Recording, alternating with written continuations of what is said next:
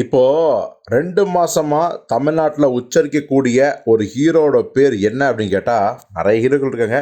But லேட்டஸ்ட்டா Dulquer Salman அப்படிங்கிற பேர் தான். ஏன்னா துல்கர் சல்மானோட அந்த லக்கி பாஸ்கர் தீபாவளிக்கு ரிலீஸ் ஆகி மிகப்பெரிய வெற்றியை பெற்றுவிட்டது. இத்தனைக்கும் அந்த படம் வெற்றி அப்படின்னு மட்டும் சொல்ல முடியாது. ஒவ்வொரு ரசிகருக்கும் அந்த படம் தனிப்பட்ட முறையில் ரொம்பவே பிடிச்சு போயிடுச்சு. இப்போ எல்லாரும் என்ன பண்ணுறாங்க அப்படின்னா, எதாச்சியாவே துல்கர் சல்மானோட மற்ற படங்கள் என்னவா இருக்கும் அப்படிங்கிறத பார்க்கும்போது அவருடைய ஃபிலிமோகிராஃபி வேற லெவலில் ஆச்சரியத்தை கூட்டியிருக்குது. ஏன்னா இன்னைய தேதிக்கு உண்மையான பேன் இண்டியா ஹீரோ அப்படின்னா அது நம்ம துல்கர் சல்மான் தான்.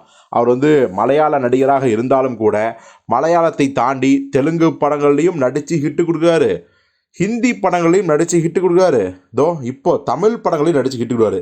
ஏகப்பட்ட உதாரணங்கள் சொல்லலாம். நமக்கே தெரியும், 2 வருடங்களுக்கு முன்னாடி நம்ம மிர்னால் தாக்கூருக்கு ஜோடியாக அவர் நடித்த சீதா ராமம் படம் பட்டை இழப்பிச்சு. அந்த படம் பேன் இண்டியா ஹிட்டு. தமிழ்லேயே அந்த படம் வேற லெவலில் சம்பவம் பண்ணுச்சு. இப்போ பாருங்க, தெலுங்கு படம் தான் லக்கி பாஸ்கர். அந்த படத்துலையும் பட்டை இழப்பிட்டாரு நம்ம துல்கர் சல்மான். ஏன் தமிழில் மட்டும் என்னவா, 3 வருஷத்துக்கு முன்னாடி இல்லை, 4-5 வருஷத்துக்கு முன்னாடி லாக்டவுன் டைமில், அதாவது 2020 வருஷம் பார்த்தீங்கன்னா அவர் நடித்த கண்ணும் கண்ணும் கொள்ளையடித்தால் படம் பட்டையை கிளப்பி வேற லெவலில் பாக்ஸ் ஆஃபீஸில் கலெக்ஷன் பண்ணிச்சு. ஸோ இப்படி தான் தேர்ந்தெடுக்கிற ஒவ்வொரு ஸ்கிரிப்டையும் பார்த்து பார்த்து சம்பவம் பண்ணிட்டு இருக்காரு நம்ம துல்கர் சல்மான். அதன் விளைவாக ஒரு பேன் இண்டியா ஹீரோவாக வெற்றிகரமாக மலம் வர்றாரு. இப்போ பாருங்க, அவருடைய அடுத்த படத்துக்கான அப்டேட் வந்திருக்கு.